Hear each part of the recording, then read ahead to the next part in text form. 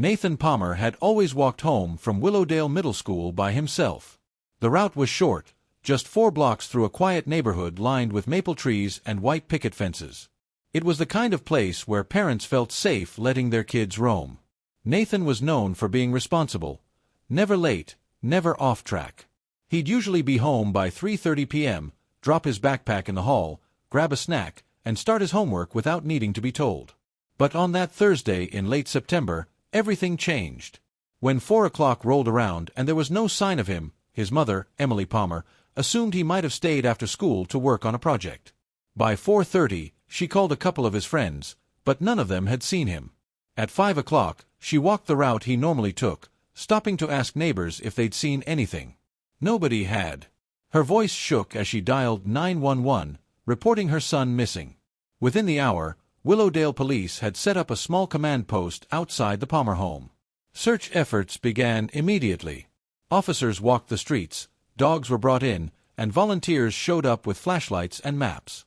They checked nearby parks, alleyways, and abandoned sheds. Nothing turned up. There was no sign of a struggle, no torn clothing, no dropped backpack. It was as if Nathan had vanished into thin air. The town quickly mobilized. Local businesses donated printing supplies for flyers. School counselors held meetings to help classmates process what was happening. Candlelight vigils were held in front yards. It seemed like the entire town of Willowdale had united to bring Nathan back. Investigators dug into Nathan's background. He had no history of running away. He wasn't in trouble at school. His digital footprint was clean, no alarming messages or strange contacts online. His friends described him as funny, kind, and quiet. Teachers said he was respectful and kept to himself. His family had no enemies, no bitter custody battles, and no financial problems. As days passed, hope began to thin. Search teams scaled back. National attention faded. And Emily Palmer, pale and hollow-eyed, stopped answering her door. The once lively street grew tense and quiet. The yellow ribbons tied around streetlights started to fray. Then rumors began to swirl. People whispered about strangers seen in town, about white vans, about someone from out of state passing through. None of it led anywhere. Police received dozens of tips, each one a dead end. Eventually, attention turned inward. Investigators quietly began looking into people close to Nathan. Family members, teachers, even neighbors were interviewed again. No one was ruled out. Police worked in silence, trying to avoid stirring panic. But behind the scenes, they feared something terrible had happened. Still, there was no evidence. Just a missing boy, an empty street, and a growing sense of dread. And all the while, the house on Maple Drive, just 5 blocks away, sat quietly in the background, its windows shut, its curtains drawn. No one suspected that behind those locked doors, Nathan Palmer was still alive. For now. Nearly 2 months had passed since Nathan Palmer disappeared, and the case had grown cold. The initial frenzy of search teams and news coverage had dwindled, and even the community, once so united, had started to move on. Halloween came and went without its usual joy, and Nathan's name was spoken less frequently in public, though no one had forgotten. His face still lingered on posters outside grocery stores and taped to streetlights, but leads had dried up. The town of Willowdale had slipped into an uneasy silence. Then, on a rainy Thursday morning, the Willowdale Police Department received an anonymous phone call. The voice on the other end was low and shaky. The caller refused to give a name but insisted they had seen a young boy in the basement of a house on Maple Drive. They claimed the boy was thin, bruised, and being held against his will. Before the officer could ask any more questions, the line went dead. There was no number to trace. Just the shaky voice and the terrifying claim. Detectives immediately looked up the address. It belonged to 47 Maple Drive, a 2-story, brown brick house with white shutters. It was registered to a woman named Marlene Winters, a single mother of 3 who had lived there for over 15 years. Her name had never appeared in the investigation, and there were no police reports or complaints filed against her. On paper, she was clean. Curious and cautious, officers began to discreetly question neighbors. Most described Marlene as quiet and private. She homeschooled her children and rarely left the house except for groceries or church. A few people recalled hearing raised voices or crying at odd hours, but no one had thought much of it. One neighbor even said she believed Marlene ran a strict but old-fashioned household. None of it seemed criminal, until now. Investigators requested a warrant, citing the anonymous tip and the urgency surrounding Nathan's disappearance. It was granted within hours. Early the next morning, just before dawn, a team of officers arrived at the property. Everything about the house appeared normal. The porch light was on. The lawn was neatly trimmed. There were no signs of forced entry, no barking dogs, no immediate danger. But as they stepped inside, a different reality began to unfold. The interior was dim and oddly sterile. There were no family photos, no schoolwork on the fridge, no toys in sight. The children were nowhere to be seen. As officers moved through the home, they noticed heavy locks on the doors, odd scratch marks near the floor, and a smell, something musty and rotting, coming from below. In the kitchen, they found a locked basement door secured with a sliding bolt from the outside. It was an unusual setup, more like something meant to keep someone in, not out. The bolt was removed. Officers descended the narrow staircase with flashlights in hand. The air was thick and stale. And at the bottom, they found what no one had dared imagine. The nightmare was real. The basement was cold, windowless, and shrouded in silence. The walls were covered in sheets of foam insulation nailed tightly to the studs, forming a crude attempt at soundproofing. The floor was bare concrete, cracked in places, and stained in others with dark, unfamiliar patches. A single light bulb hung from the ceiling, its flickering glow casting warped shadows across the room. There, in the center, was a metal-framed bed with no blankets, only a thin, stained mattress. Chains hung from the wall nearby, 2 sets, bolted into the concrete, with worn leather cuffs attached to the ends. Huddled in the corner, barely visible at first, was Nathan Palmer. His face was gaunt, his skin pale, his arms covered in healing bruises and fresh scrapes. He didn't react immediately to the light or the officers' voices. He simply stared ahead, eyes hollow. When they called his name, he finally flinched and turned toward them, blinking in disbelief, like he couldn't trust what he was seeing. It had been 63 days since he was last free. Paramedics were called in immediately. Nathan was rushed to the hospital, barely able to walk without assistance. His weight had dropped dramatically, and his body showed signs of long-term malnutrition and repeated trauma. Doctors confirmed he had suffered physical abuse, dehydration, and severe emotional distress. But he was alive. Back at the house, detectives continued their search. What began as a missing child case had now transformed into something far darker. They scoured every room with fresh eyes. In a hidden closet behind a bookshelf, they found a collection of notebooks, handwritten logs kept by Marlene Winters. Each entry listed dates, punishments, feeding times, and behavior assessments.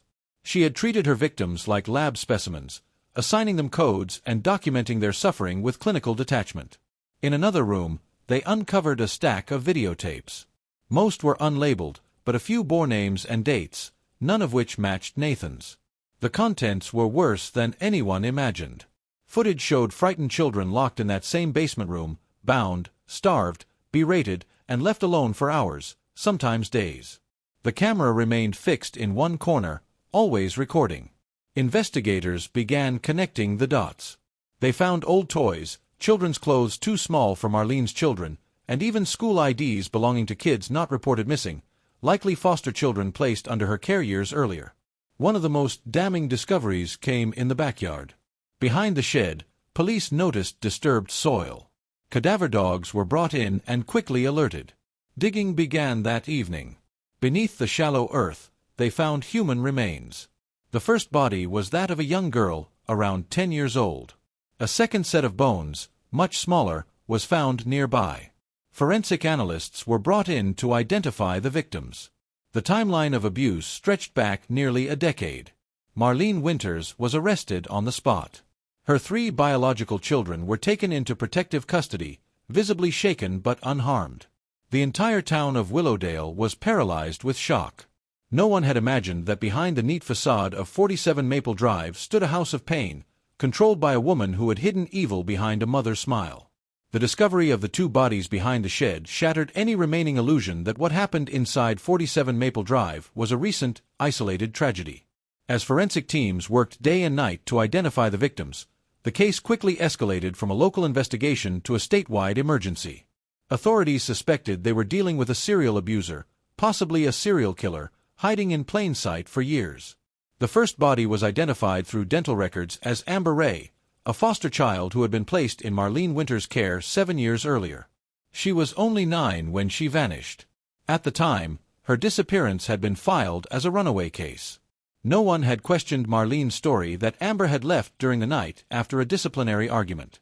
Social services closed the file without further inquiry.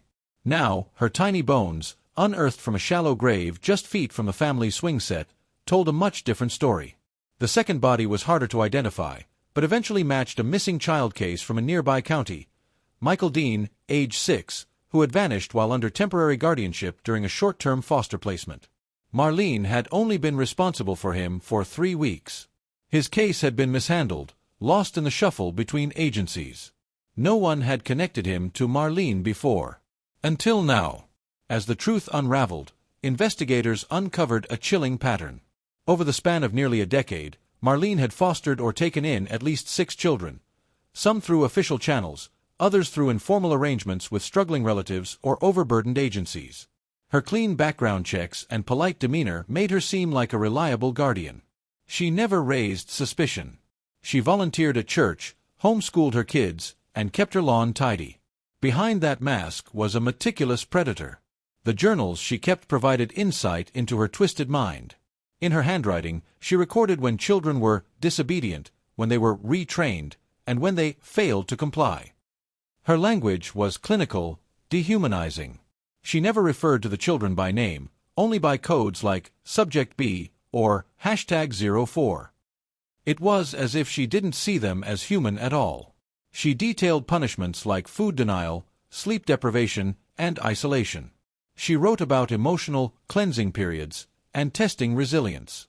Investigators found one entry describing how long a child could go without speaking before she approved their re-entry into normal routines.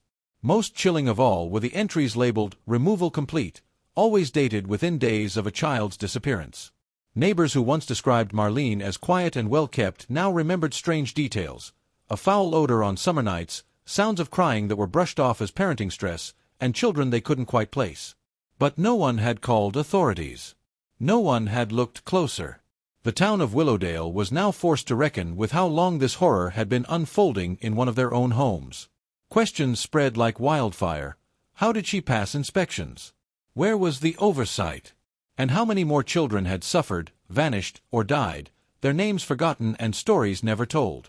The trial of Marlene Winters began 6 months after her arrest and quickly became one of the most watched cases in state history.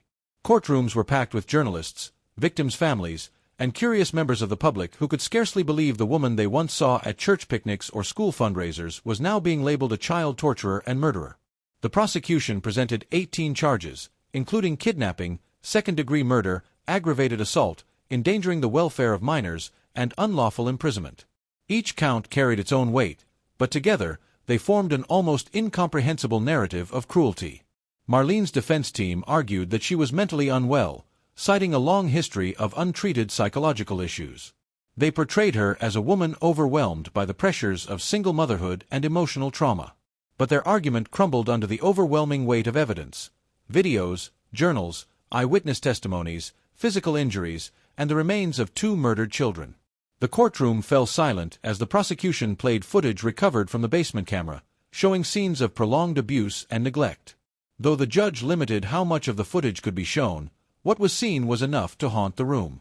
Nathan Palmer, now 13, took the stand under special protection. He described the moment he was abducted, the early days of being locked in the basement, and the strange rules Marlene imposed on him. He spoke in a steady voice, but his eyes remained fixed on the floor as he recounted being denied food, beaten for speaking out of turn, and left in darkness for entire days.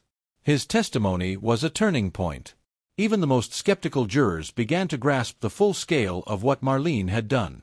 More revelations surfaced during the trial. Records showed that Marlene had been reported to Child Protective Services on 2 occasions years earlier, but both times the cases were closed with minimal follow-up. One complaint, filed by a teacher who noticed bruises on one of Marlene's foster children during a library visit, was dismissed after a brief home inspection. Marlene had always kept things clean and orderly when visitors came. She knew how to hide the truth. The jury deliberated for less than 12 hours before returning a unanimous verdict, guilty on all counts. The judge, visibly shaken by the case, sentenced Marlene Winters to life in prison without the possibility of parole. She showed no emotion as the sentence was read, staring blankly ahead while the courtroom exhaled in relief. Following the trial, the state launched a sweeping investigation into its foster care and homeschooling oversight systems. New laws were passed to tighten background checks, increase unannounced home visits, and implement mental health screenings for long-term guardians. Nathan was placed with a loving foster family and slowly began to recover through intensive therapy and support. Willowdale would never forget what happened on Maple Drive. The house was eventually demolished, replaced by a small memorial garden dedicated to the memory of the children who had suffered there. What had once been a quiet street was now a symbol, a grim reminder that evil doesn't always come with warning signs, and sometimes the most ordinary homes hide the darkest secrets.